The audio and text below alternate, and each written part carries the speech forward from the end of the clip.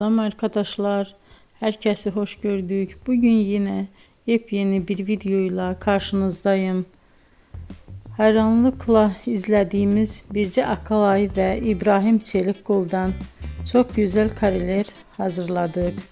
Onlar Siyah Beyaz Aşk dizisinde Ferhat ve Aslı karakterlerine hayat vermiştiler ve herkes tarafından çok beğenilmişti. Biz de onların en özel ve en güzel fotolarını sizler için hazırladık. Bu muhteşem videoların devam etmesini istiyorsanız bol bol yorum yazıp ve bildirimi her zaman açık bırakın ki videoların ilk önce siz görün. Herkese teşekkür ederim. Bizden bu kadar.